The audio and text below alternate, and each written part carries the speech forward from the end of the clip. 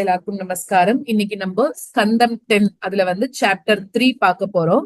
So அதுல ஸ்ரீ கிருஷ்ணாவதாரம் ரொம்ப முக்கியமான சாப்டர். நம்மளோட கிருஷ்ணர் பிறக்க போறாரு இன்னைக்கு. போன இதுல நம்ம என்ன பார்த்தோம் அப்படின்னாக்க எல்லாரும் இது மாதிரி பெருமாள் வரார் அப்படின்னு, அதாவது அவர் வரப்போறார் அப்படிங்கிற வரைக்கும் பார்த்தோம். இப்ப என்ன ஆயிடுதுன்னா, தேவகியோட பிரசவ காலமானது பக்கத்துல வருது. அப்ப எப்படி இருக்கு அப்படின்னா, காலத்தோட குணங்கள் எல்லாமே அந்த இடத்துல சேர்ந்து இருக்கு. அப்போ அஸ்வினி மாதிரி இருக்கக்கூடிய நட்சத்திரங்களும் கிரகங்களும் இன்னும் இருக்கக்கூடிய தாரைகளும் எப்படி இருக்குன்னா ரொம்ப சாந்தமா இருக்கும். அதாவது என்ன, அந்த இடத்துல எந்த விதமான யுத்தம் சண்டையெல்லாம் எதுவும் இல்லாம இருக்கு. பிரம்மதேவனா இருக்கக்கூடிய அந்த ரோஹிணி நட்சத்திரத்துல சந்திரன் இருந்தாராம். அதாவது பிரம்ம தேவதாகமா இருக்கக்கூடிய அந்த ரோஹிணி நட்சத்திரத்துல சந்திரன் இருக்கார். திக்குகள் எல்லாம் தெளிஞ்சு இருக்கு. ஆகாயத்துல எப்படி இருக்கு அப்படின்னாக்க, நட்சத்திரங்கள் அது சுத்தாங்களாக, அதாவது உதயமாகிறது. நட்சத்திரங்கள் எல்லாம் உதயமாகிறது. பூமியில இருக்கக்கூடிய பட்டணங்கள், கிராமங்கள், கோகுலங்கள், அப்புறம் ரத்தினம் விளையக்கூடிய ஸ்தலங்கள், இது எல்லாமே மங்கள காரியங்கள். பெருமாள் பிறக்க போறாருன்னு தெரிஞ்ச உடனே எல்லா இடத்துலயுமே அமங்கலங்கள் இல்லாம எல்லாமே மங்களங்களா மாறின்னு வருதாம். நதியில இருக்கக்கூடிய ஜலம் கூட தெளிஞ்சு இருக்கு. மடுக்கல்ல எப்படி இருக்குன்னா தாமரை மலர்கள் மலர்ந்து இருக்கான். வனங்கள்ல எல்லாம் விருட்சங்கள் எல்லாம் பூ கொடுக்கற ஆரம்பிச்சிருது. அந்த பூங்கொத்துல வண்டுகள் எல்லாம் சப்தம் பண்ணுறது. அதே மாதிரி பறவைகள் எல்லாம் இனிமையா கத்துறது. நல்ல வாசனையோட இருக்கக்கூடிய காத்து அதுவும் சுகமாக வீசுறது. யாகத்துல ஹோமம் செய்யப்பட்டவைகளா இருக்கக்கூடிய அக்னிகள் அது எல்லாம் எப்படி இருக்குன்னா நல்ல ஜுவலிக்க ஆரம்பிச்சிருக்கா, சாந்தமா ஜுவலிக்கிறது. சாதுக்கள், தேவர்கள் இவ எல்லாரோட மனமும் கூட ரொம்ப சந்தோஷமா ஆகிறது. பெருமாளோட அவதார காலத்துல ஸ்வர்க்கத்துல என்ன ஆகுறதுன்னா தேவ துந்துபிகள் எல்லாம் முழங்க ஆரம்பிக்கிறது. கிண்ணறர்கள், கந்தர்வர்கள் எல்லாரும் பாடுறா. சித்தர்கள், சாரணர்கள் எல்லாம் பெருமாளை துதி பண்ண ஆரம்பிக்கிறா. வித்யாதர ஸ்திரீகளும் அப்சரசுகளும் சந்தோஷமாக நர்த்தனம் பண்றா. மகரிஷிகள், தேவர்கள் எல்லாருக்கும் சந்தோஷமா இருந்து பெருமாள் பிறக்க போறாருங்கிறதுனால பூலோகத்துல புஷ்பம் மாறி பொழியறா. மேகங்கள்லாம் சமுத்திரத்துல மெதுவா கர்ஜிக்கிறது. ரொம்ப பெரிய கர்ஜனை எல்லாம் இல்ல. அலையெல்லாம் கூட எப்படி இருக்கு அப்படின்னாக்க, மேகங்கள் சமுத்திரத்துல ரொம்ப ஸ்லோவா கர்ஜனை பண்ணுறது. ரொம்ப இருட்டா இருக்கக்கூடிய அந்த நீஷித காலம்னு சொல்லக்கூடிய அந்த இருட்டும் வருது. அப்படிப்பட்ட திவ்யமான காலத்துல சகல பிராணிகளோட ஹிருதயத்துல வசிக்கக்கூடிய அந்த பெருமாள் தேவரூபிணியா இருக்கக்கூடிய தேவகியோட இடத்துல ஆவிர்பவிச்சார். அதாவது தேவகி கிட்ட அவதாரம் பண்ணார். அது கிழக்கு திக்குல பூர்ண சந்திரன் உதயமானா போல இருந்துதான். அந்த அப்ராக்கிருத சிசுவை வசுதேவர் பாக்குறாரு. இப்போ இதே போல ஒரு குழந்தை பிறந்திருக்கு அப்படின்னு பாக்குறார். அந்த சிசு எப்படி இருக்குன்னா ரொம்ப ஆச்சரியமா இருக்கு. தாமரை மலர் போல கண்கள் அதுக்கு இருக்காம். 4 கைகளோட இருக்கு. சங்கம், கதை இந்த மாதிரி இருக்கக்கூடிய ஆயுதங்களோட பிறந்திருக்கு. ஸ்ரீவத்சம்னு சொல்லக்கூடிய அடையாளத்தை தரிச்சுன்னு வந்திருக்கு. பீதாம்பரம் இருக்கு. நீரோட இருக்கக்கூடிய மேகம் மாதிரி நல்ல கருத்த திருமேனியோட இருக்கான். இது மட்டும் இல்லாம அந்த சிசு போட்டு இருக்கக்கூடிய கௌஸ்துப மாலையானது அதுல கழுத்துல இன்னும் பிரகாசிக்கிறது. அதாவது ஆபரணத்துக்கு கூட அழகு சேர்க்கக்கூடிய பெருமாள் அப்படின்னு சொல்றோம் இல்லையா, அந்த மாதிரி ஆபரணத்துக்கும் அலங்காரத்தை உண்டு பண்ணக்கூடியது பெருமாளோட சரீரமா இருக்கு அப்படிங்கிறா. அது மட்டும் இல்லாம ரொம்ப விலையுயர்ந்த வைடூரியங்கள்லாம் இழைச்ச கிரீடம், குண்டலம், இது எல்லாத்தோட காந்தியினால பெருமாளோட அந்த தலை மயிர்கள் கூட ரொம்ப அழகாக இருந்துதான். அதுக்கப்புறம் அந்த சிசு உத்தமமான காஞ்சி, வளை, இது எல்லா மாதிரி இருக்கக்கூடிய ஆபரணங்கள் எல்லாம் போட்டுண்டு ரொம்ப அழகா அந்த குழந்தை பிரகாசிக்கிறதாம். இப்படி லோகத்துல இருக்கக்கூடிய குழந்தைகளை விட ரொம்ப விலட்சணமாக அவதாரம் பண்ண அந்த பகவத் ஸ்வரூபத்தை தரிசனம் பண்ணி வசுதேவர் என்ன பண்றார், ரொம்பவும் ஆச்சரியம் அடைஞ்சு நல்ல அவரோட கண்கள்லாம் அப்படியே மலர்ந்து இருக்கான் சந்தோஷத்துல. அப்படியும் சந்தோஷத்துல ரொம்ப மூழ்கி போயிட்டார். அதாவது சந்தோஷத்துல குளிக்கவே குளிச்சுட்டார் அப்படின்னு சொல்லலாம். அந்த மாதிரியும் லட்சம் பசுக்களை என்ன பண்றாருன்னா பிராமணர்களுக்கு தானமா கொடுக்கறாராம். அதாவது மனசால சங்கல்பிச்சுக்கிறார். லட்சம் பசுக்களை கொடுக்கற மாதிரி மனசால சங்கல்பிச்சுக்கிறாராம். அந்த குழந்தையோட அந்த தேக காந்தியால அந்த பிரசவ கிரகம் எப்படி இருக்குன்னா ரொம்பவும் பிரகாசிச்சுதான். ஏற்கனவே தேவகியோட மனசுல வந்தோடனே தேவகியோட முகம் பிரகாசிக்கிறது, அதனால அந்த அவ இருக்கக்கூடிய அந்த காராகிரகம், அந்த ஜெயில், அதுவே ரொம்ப பிரகாசமா இருக்கு. அதுதான் கம்சனுக்கு பயத்தை உண்டு பண்ணிட்டு இல்லையா? அதே மாதிரி இப்ப இந்த பெருமாளே அங்க வந்துட்டார் அப்படிங்கறதுனால அந்த பிரசவ கிரகம் ரொம்பவும் பிரகாசிக்கிறதாம். அவரை தரிசிச்ச வசுதேவர் அந்த குழந்தை பிறந்திருக்கிறது பரமபுருஷர் தான் அப்படின்னு நிச்சயம் பண்ணிட்டு அவரோட மகிமைய தெரிஞ்சவர் இவர். அதனால அவருக்கு இப்ப எதுவும் பயம் இல்லாததாக அந்த குழந்தைய கைகூப்பி வணங்கி ஸ்துதி பாட ஆரம்பிக்கிறார். என்னெல்லாம் ஸ்துதி பண்றார்? சகல பிராணிகளோட புத்திக்கு சாட்சியும், அதுக்கப்புறம் அனுபவ ஸ்வரூபியும், ஆனந்த ஸ்வரூபியும், பிரகிருத்திய விட மேலானவருமா இருக்கக்கூடிய ஒன்ன நான் நேர்ல பார்த்தேன். அதாவது நேர்ல பார்த்துட்டு பரமாத்மான்னு நான் தெரிஞ்சுட்டேன். அப்படிப்பட்ட பரபிரம்மமா இருக்கக்கூடிய நீ உன்னோட பிரகிருத்திய வச்சுண்டு முக்குணமா இருக்கக்கூடிய இந்த ஸ்வரூபமா இருக்கக்கூடிய இந்த ஜெகத்தை படைச்சு அதுல பிரவேசிக்காமலேயே பிரவேசிச்சவர் மாதிரி தோன்றற அப்படிங்கிறார். அதாவது நீ தேவகியோட கர்ப்பத்துல அவதாரம் பண்றது என்ன ஒரு ஆச்சரியம் அப்படின்னு கேக்குறார். அதாவது மகத்தத்துவம் மாதிரி இருக்கிறதெல்லாம் தனியா பலவிதமான வீரியமோட இருக்கிறதுகளா ஆனாலும் 16 விகாரங்களோட சேர்ந்த விராட்டை அது உண்டு பண்ணிட்டு இருக்கு.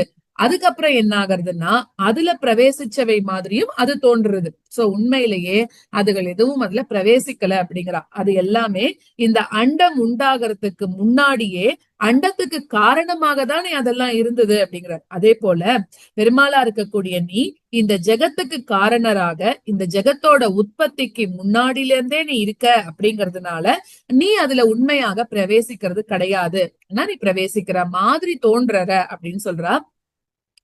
உன்னோட இந்த ஸ்வரூபமானது புத்தியினால ஒருத்தராலையும் ஊகிச்சு பார்க்க முடியாது. கண்ணனால அந்த பழத்தை கிரகிக்கும் போது, அதாவது கண்ணனால அந்த பழத்தை பார்க்கும் போது அதோட இருக்கக்கூடிய ரசம் எப்படி கிரகிக்கப்படுறது இல்லையோ அப்படி நீ இந்திரியங்களுக்கு புலப்படுறது கிடையாது. நீ ஒன்னு நாளும் கூட நீ மறைக்கப்படாம இருக்கிறதுனால உனக்கு உள்ள வெளியில அப்படின்ற எந்த பேதமும் கிடையாது. நீ எல்லாத்தோட ஸ்வரூபியாக இருக்கிறதுனால உன்னை எதனால ஒருத்தர் மறைக்க முடியும்? அப்புறம் எல்லாத்துக்குமே நீ ஆத்மாவா வேற இருக்கியே, அதனால உன்னால மறைக்கப்பட்டவன் இன்னொன்னுத்துக்கு ஆத்மாவாக இருக்க முடியாது. சோ அதனால உன்னை இன்னொன்னுத்தால மறைக்கவும் முடியாது அப்படின்னு ஸ்துதி பண்ணிட்டு இருக்கார். இன்னும் கூட ஸ்துதிதான் வருது. என்னன்னா நீ வஸ்துவாக சத்தியராக நீ இருக்க. அதாவது சத்தியமான வஸ்துவ அசத்தியமானவைகள் மறைக்க முடியுமா? முடியாது. சோ நீதான் எப்பவுமே சத்தியமா இருக்க அப்படின்னு சொல்றாரு. தேகம் எல்லாம் நம்ம நினைச்சிட்டு இருக்கக்கூடிய உடம்பெல்லாம் சத்தியம் எல்லாம் கிடையாது அப்படிங்கிறது. அப்படிப்பட்ட தேகம் அது எல்லாத்தையும் தன்னை விட வேறாக இருக்கக்கூடிய சத்திய வஸ்துவாக யார் ஒருத்தன் நினைக்கிறானோ அவன் தெரிஞ்சுக்க முடியாதவன், அறியாதவன் அப்படின்னு சொல்றான். சோ அத பத்தி விசாரிச்சாக்க அசத்தியமானவைகள் அப்படின்னு அதெல்லாம் முடியும். சோ அதனால அசத்தியமானவைகளை சத்தியம் அப்படின்னு நினைக்கவன் அக்ஞன் அப்படிங்கறதுல என்ன சந்தேகம் அப்படின்னு கேக்குறார். பரமாத்மாவை விட்டு இந்த ஜெகத்தானது தனியே சத்தியமாக இருக்கிறது இல்ல. சோ அதனால ஆசை இல்லாதவரும் குணங்கள் இல்லாதவரும் விகாரங்கள் அற்றவருமா இருக்கக்கூடிய ஒன்னாலதான் இந்த ஜெகத்தானது உண்டு பண்ணப்பட்டது. நீதான் அதை பரிபாலனமும் பண்ணிட்டு இருக்க. ஒன்ன ஆசிரயிச்ச அந்த மாயா குணங்களால செய்யப்படக்கூடிய இந்த ஜெகத் சிருஷ்டி இது எல்லாத்தையும் நீ செய்யறதாகவே சொல்லப்படுறது அப்படின்னு சொல்றா. அப்படிப்பட்ட நீ உன்னோட மாயையால இந்த 3 லோகங்களை பரிபாலனம் பண்ணணும் அப்படின்றதுக்காக சத்வகுணத்தையும், சிருஷ்டிக்காக ரஜோகுணத்தையும், பிரளய காலத்துல தமோ குணத்தையும் நீ ஆசிரயிச்சுருக்க. சோ நீதான் எல்லாத்துக்கும் அதிபதி. இந்த லோகத்தை காப்பாத்துறதுக்காக என்னோட வீட்டுல எனக்காக நீ அவதாரம் பண்ணிருக்க. சோ அரசர்களாக பிறந்திருக்கக்கூடிய நிறைய அசுர சேனாதிபதிகளை நீதான் வதம் பண்ண போற. ஆனாலும் உன்னோட ஜேஷ்ட சகோதரர்கள் எல்லாரையும் கம்சன் கொன்னுட்டானே அப்படிங்கிற. அதனால என்னோட கிரகத்துல நீ அவதரிச்சது உச்சிதம் கிடையாது. ஏன்னா நீங்க பிறந்திருக்கன்னு தெரிஞ்சாலே கம்சன் எங்க இருந்தாலும் ஓடி வந்துருவான். அதனால ஏன்னா உனக்கு முன்னாடி பிறந்தவா எல்லாரையும் அவன் கொன்னுட்டான். அதனால நீ இங்க அவதாரம் பண்ணிருக்கிறது உச்சிதம் இல்ல. அது மட்டும் இல்லாம உன்னோட அவதாரத்தை சேவகர்கள் முகமாக அவன் கேள்விப்பட்டுட்டு இப்போதே ஆயுதத்தை எடுத்துன்னு வந்துருவானே அப்படின்னு எல்லாம் கவலைப்படுற. அதுக்கப்புறம் கம்சன் கிட்ட பயந்தவளா இருக்கக்கூடிய தேவகியானவள் மகா புருஷ லட்சணத்தோட இருக்கக்கூடிய தனக்கு பிறந்த குழந்தைய பார்த்து ரொம்ப அழகான ஒரு சிரிப்போட புத்தி மாறி இருக்கக்கூடிய காரிய காரணங்களை பிரகாசிக்க செய்யக்கூடிய விஷ்ணு நீதான்.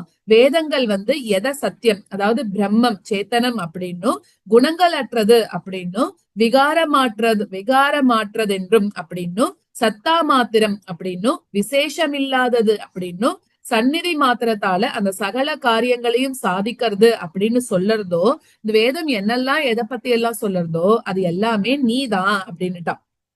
அடுத்தது ரெண்டு பரார்த்தங்கள், பிரம்மாவோட ஆயுள் சொல்றோம் இல்லையா, அந்த ரெண்டு பரார்த்தங்கள் பிரம்மாவோட ஆயுள் முடிஞ்சதுக்கு அப்புறமா லோகங்களை வந்து நாசத்தை அடைந்த லோகம் எல்லாம் நாசம் ஆயிடுறதாம். அதுக்கப்புறம் மகாபூதங்கள் அதெல்லாம் என்ன பண்ணுறது அப்படின்னா பூத சூக்ஷ்மத்துல லயிச்சுன்னு இருக்கு. அப்போ வியக்தமா இருக்கக்கூடிய அந்த பூத சூக்ஷ்மமானது காலத்தோட மகிமையால பிரதானத்துல லயிச்சுன்னு இருக்கு. அப்போ சேஷர் அப்படின்ற பெயரோட பாக்கியாக இருக்கிறது யாரு, நீ ஒருத்தன்தான் அப்படின்னு சொல்றா. அதாவது பிரகிருதிக்கும் அதிபதியாக இருக்கக்கூடியவரும் நீதான். நிமிஷம்ல இருந்து வருஷம் வரையிலாக கணக்கிடப்பட்ட அந்த காலமானது யாரோட லீலைய அனுசரிச்சுன்னு இருக்கோ, அதாவது ஒரு வருஷத்தை நம்ம எப்படி சொல்றோம், பக்ஷம் மாசம் வருஷம் அப்படின்னு மாறிண்டே இருக்கு இல்லையா. சோ அந்த மாதிரி அந்த காலமும் கூட, கால மாற்றங்களும் கூட பெருமாளோட ஒரு சேஷ்டிதம் தான். ஏன்னா பெருமாள் தான் காலஸ்வரூபியாக இருந்துட்டு இருக்காரு இல்லையா. காலமும் பெருமாளுக்கு கட்டுப்பட்டு இருக்கு, சூரிய சந்திரன் உதிக்கிறதும் மறையறதும் பெருமாளுக்கு கட்டுப்பட்டுதான் இருக்கு இல்லையா. சோ அந்த மாதிரி யாரால இந்த ஜெகத்தானது சேஷ்டிக்கிறதோ, க்ஷேமத்துக்கெல்லாம் இருப்பிடமும் எல்லாத்துக்கும் ஈஸ்வரனமா இருக்கக்கூடிய அந்த ஒன்ன நான் சரணடைகிறேன் அப்படின்னு பெருமாளோட அம்மாவா இருக்கக்கூடிய தேவகி ஸ்துதி பண்றான். சோ எல்லாத்துக்கும் முந்தினவன் நீதான். மனுஷன் வந்து சம்சாரமா இருக்கக்கூடிய அந்த துஷ்ட யானைய பார்த்து பயந்து சகல லோகங்கள்ல போய் அலைஞ்சும் பயமில்லாத ஒரு இடம் கிடைக்காம தெய்வ செயலாக என்ன பண்றான், உன்னோட பாதார விந்தத்தை அடைஞ்சு மிருத்யு பயம் இல்லாம ஸ்வஸ்தனாக தூங்குறானோ. அதாவது யாரெல்லாம் பெருமாளோட பாதத்தை யாரெல்லாம் சேவிக்கிறாளோ, சரணாகதி பிரபத்தி பண்ணிக்கிறாளோ, அவளுக்கு சம்சார பயம் கிடையாது அப்படின்னு சொல்றா இல்லையா. அததான் சொல்றான். உக்ரசேனருடைய அந்த புத்திரனா இருக்கக்கூடிய கம்சன் கிட்ட பயந்தவர்களா இருக்கக்கூடிய எங்களை நீதான் காப்பாத்தணும் அப்படின்னு சொல்றா.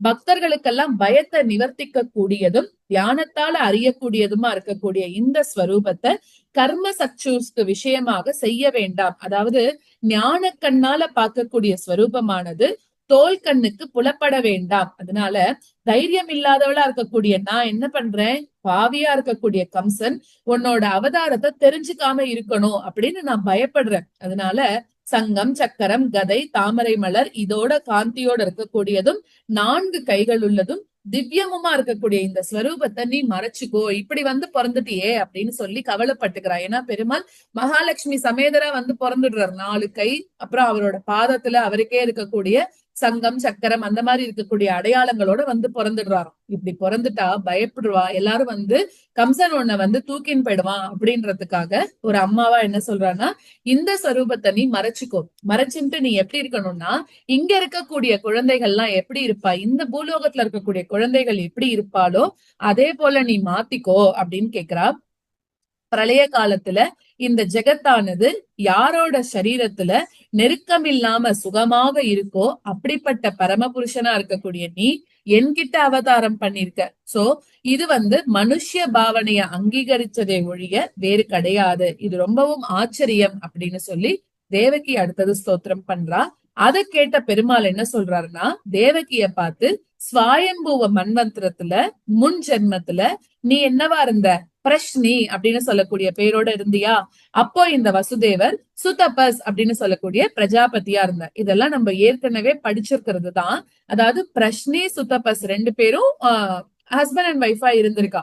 அப்போ பிரம்மா அவங்க 2 பேரையும் பார்த்து பிரஜைகளை சிருஷ்டி அப்படின்னு உங்களுக்கு கட்டளையிடுறார். அப்போ நீங்க 2 பேரும் என்ன சொல்றீங்கன்னா, இந்திரியங்கள் எல்லாம் ஜெயிச்சு ரொம்பவும் கடுமையாக தபஸ் பண்றீங்க. மழை காத்து வெயில் பனி உஷ்ணம் இந்த மாதிரி இருக்கக்கூடிய ருதுக்களோட குணங்களை சகிச்சுண்டோ, சுவாச நிரோதனம் அதாவது மூச்சை அடக்கிறது அதெல்லாமும் பண்ணியும், மனசோட மலத்தை நிவர்த்திச்சுண்டோ, உலர்ந்த இலைகளை மட்டுமே சாட்டுண்டோ, உங்களுக்கு அப்ப என்ன ஆகுறதுன்னா சாந்தமான சித்தம், அதாவது எல்லாத்துலயும் ஒரு சாந்த நிலைமை வந்துடுறது. அப்போ என்கிட்ட இருந்து ஒரு வரம் உங்களுக்கு வேணும்னு நினைச்சு என்ன நீங்க பூஜை பண்ணீங்க அப்படின்னு சொல்றான். இப்படி என்கிட்டயே மனச செலுத்தி ரொம்ப கடுமையான தபஸ் நீங்க பண்ணதுனால தேவமானத்தால 12,000 வருஷங்கள் நீங்க எவ்வளவு பண்ணீங்க, 12,000 வருஷங்கள் இவ தவம் பண்ணி கழிச்சிருக்காளாம். இப்படி தபஸ்னாலும் ஸ்ரத்தையினாலும் பக்தியாலும் ஹிருதயத்துல என்ன நீங்க ஆராதிச்சபடியாக உங்ககிட்ட நான் சந்தோஷத்தை அடைஞ்சு உங்களுக்கு என்ன வரம் வேணுமோ கேளுங்கன்னு நான் சொன்னேன். அப்போ இந்த ஸ்வரூபத்தோட தான் நான் தர்சனம் கொடுத்தேன் அப்படிங்கிறார். அப்போ நான் வேண்டிய வரத்தை கேட்கலாம் அப்படின்னு சொன்னேன். அதை கேட்ட நீங்க என்ன பண்ணீங்க? கிராமிய போகங்களை அனுபவிக்காம இருந்ததாலையும் அபுத்திரர்களாக உங்களுக்கு அப்ப குழந்தை இல்ல அப்படிங்கறதாலையும் நீங்க என்ன பண்ணீங்கன்னா என்னோட மாயையால மோகிச்சு மோட்சத்தை கொடுக்கணும் அப்படின்னு நீங்க கேட்கல. அதுக்கு பதிலா என்ன கேட்டீங்க? இவா யாராவது பெருமாள் நமக்கு முன்னாடி தோன்றாருன்னா நம்ம தேவையில்லாத நிறைய கேட்போம். ஆனா இவா என்ன கேட்டான்னா, ஒன்ன போல ஒரு குழந்தைய எனக்கு கொடு அப்படின்னு நீங்க என்கிட்ட வேண்டிட்டீங்க தானே அப்படிங்கிறா. எப்போ வசுதேவர் வசுதேவரும் அவரோட அதாவது வசுதேவர் 2 பேரா முன்னாடி இருந்திருக்கா. அது எந்த சமயத்துல? இதெல்லாம் தான் ஞாபகம் வச்சுக்கணும். நம்ம ஸ்வயம்புவ மன்வந்திரத்துல பிரஷ்னி அப்படின்னு சொல்லக்கூடிய பேரோட இருந்த சுதபஸ் அப்படிங்கிற பிரஜாபதி. சோ பிரஷ்னி சுத்தபஸ் அவளுக்கு பெருமாள் அவ 2 பேரு தான் பூஜை பண்ணி வரம் கேட்டிருக்கா, ஒன்ன போல ஒரு குழந்தை பிறக்கணும் அப்படிங்கறதுக்காக. அப்போ உங்களுக்கு நான் என்ன பண்ணேன்? சரி அப்படின்னு சொல்லிட்டு அனுகிரகம் பண்ணிட்டு மறைஞ்சேன். அதுக்கப்புறம் நீங்க நான் வரம் கொடுத்துருவேன் அப்படின்ற நம்பிக்கையில கவலை இல்லாம இருந்தீங்க. அப்போ நீங்க என்கிட்ட வரம் கேட்டுட்டு உங்களோட வேலையை நீங்க பார்க்க ஆரம்பிச்சிட்டீங்க. அதுக்கப்புறம் ஸ்வபாவம் ஔதாரியம் இந்த மாதிரி இருக்கக்கூடிய குணங்கள்ல எனக்கு சமமான ஒருத்தருமே இல்லாததுனால நானே பிரஷ்னிகர்பர் அப்படின்ற பேரோட உங்களுக்கு ஒரு மகனாக பிறந்தேன். சோ முதல்ல இவர் பிறந்திருக்கா. ஏன்னா நம்ம எல்லாருக்குமே தெரியும், மூணு இதுல பெருமாளே அந்த ஒரே அம்மா அப்பாவுக்கு வேற வேற அம்மா அப்பா, அதாவது ஒரு டைம்ல வேற வேற பேர்ல, ஆனா பெருமாளே படிச்சிருக்காரு, நம்ம படிச்சிருக்கோம் இல்லையா. சோ முதல்ல பிரஷ்னிகர்பர் அப்படின்ற பேரோட உங்களுக்கு பிறந்தேன். அடுத்த ஜென்மத்துல நீங்களே எப்படி இருந்தீங்க? அதிதி கஷ்யபர்களாக பிறந்தீர்கள். ஓகேவா? அந்த அதிதி கஷ்யபர்கள்லயும் நான் எப்படி பிறந்தேன்? உபேந்திரன் அப்படின்னு சொல்லக்கூடிய பேரோட உங்களுக்கு புத்திரராக பிறந்தேன். அதாவது வாமன அவதாரத்துக்காக பிறந்திருக்கார். வாமனராக குள்ளனாக இருந்ததுனால அவருக்கு வாமனர் அப்படின்ற ஒரு பேரும் கிடைச்சது. அப்புறம் மூணாவதா இந்த ஜென்மத்திலையும் அதே ஸ்வரூபத்தோட உங்களுக்கு நான் புத்திரனா இருக்கேன். நான் சொன்னபடி செஞ்சேன் தானே. ஏன்னா அப்ப இதுல இவ்வளவு டீட்டெயிலா குடுக்கல. பட் நம்மளுக்கு தெரிஞ்ச கதை வரைக்கும் எப்படி இருக்கும்னா, இதே போல அவளுக்கு குழந்தை இருக்காது. சோ அவ என்ன பண்றான்னா பெருமாள்கிட்ட போய் வேண்டிக்கிறா, உன்ன மாதிரி ஒரு குழந்தை வேணும்னு கேக்குறா. நீ கவலைப்படாத, நானே உனக்கு 3 தடவை குழந்தையா பிறக்கிறேன்னு சொல்றா. சோ அப்படிதான் முதல்ல ஸ்வயம்புவ மன்வந்திரத்துல இருந்து ஆரம்பிச்சு பிரஷ்னிகர்பராக பிறந்தார். அதுக்கப்புறமா இவர் வாமனராக பிறந்தார். இப்ப பெருமாளாக பிறந்திருக்கார். ஆனா அம்மா அப்பா ஒண்ணுதான், அவளுக்கு பேர் மாறி இருக்கு. குழந்தையும் அம்மா அப்பாவும் ஒண்ணுதான், அந்தந்த இதுக்கு தகுந்த மாதிரி மாறி இருக்கு, அவ்வளவுதான். சோ அந்த மாதிரி முன்னாடி ஜென்மத்தோட அந்த சமாச்சாரத்தை எல்லாம் ஞாபகப்படுத்துறதுக்காக தான் இந்த ஸ்வரூபத்தை உங்களுக்கு நான் காமிச்சேன். ஏன்னா பெருமாள் சொல்லியிருக்காருன்னா அதை நிறைவேற்றினாருங்கிறது தெரிய வரணும் இல்லையா. அதனால இத காமிச்சிட்டு நானே அதை மறைச்சுக்கதான் போறேன் அப்படின்னு பெருமாளே சொல்லிட்டார். சோ அதனால உங்களுக்கு நான் சொன்ன மாதிரி இது என்னோட 3வது. சோ உங்களுக்கே பிறந்திருக்கேன் அப்படின்னு சொல்லி என்னோட ஞாபகம் இப்படி மனுஷ சிசு மாதிரி இருந்தா என்னோட ஞாபகம் உங்களுக்கு வராது தானே. சோ அதனால இப்படி காமிச்சேன், இனிமே நான் மறைச்சுடுறேன் அப்படின்னு சொல்லி குழந்தை கிருஷ்ணர் சொல்லிட்டாராம்.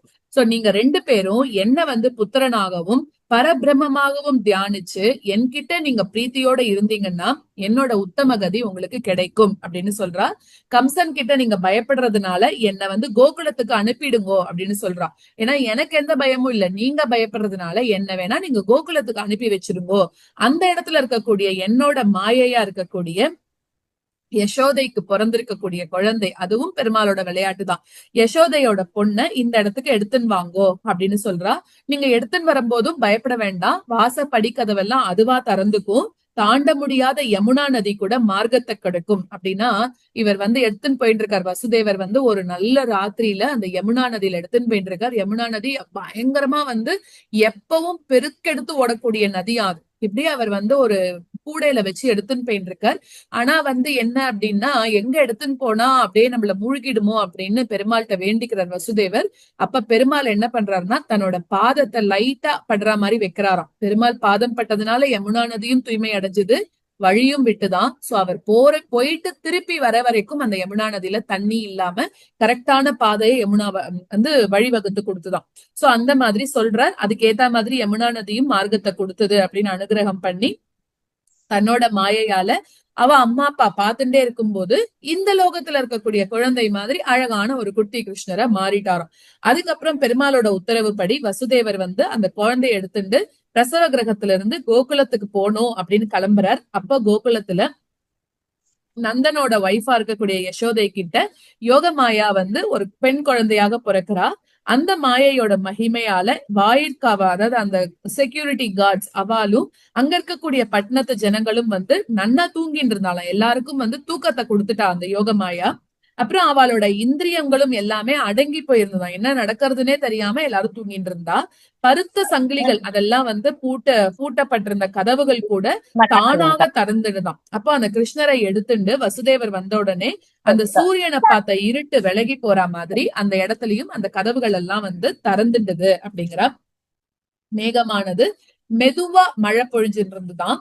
அப்புறம் ஆதிசேஷன் வந்து அந்த ஜலத்துளி அது வந்து கிருஷ்ணன் மேல விழாம அந்த படங்களை குடையாக பிடிச்சிட்டு அவரும் ஆதிசேஷனும் பின்னாடி போறார். ஏன்னா ஆதிசேஷன் கொடையோட போறாரு இல்லையா, நம்ம நிறைய பிக்சர்ஸ்ல எல்லாம் பார்த்திருக்கோம். அதே மாதிரி போறாராம். ரொம்ப ஆழமா இருக்கிறதும் ரொம்ப வேகமான அலைகளோட இருக்கக்கூடியதும் நுரைகளோட இருக்கக்கூடியதும் பயங்கரமான சுழிகள் உள்ளதுமா இருக்கக்கூடிய யமுனா நதியானது எப்படி ராமபெருமானுக்கு சமுத்திரம் வழிவிட்டுதோ அந்த இடத்துக்கு நீ லங்கைக்கு போ அப்படின்னு சமுத்திரராஜன் வழிவிட்டானோ அதே போல யமுனாவும் ரெண்டு பக்கமா பிரிஞ்சு நடுவுல ஒரு வழியை கொடுத்தது. வசுதேவரும் கோகுலத்துக்கு போறார். கோபர்கள் எல்லாருமே நன்னா தூங்கிட்டு இருக்காங்க.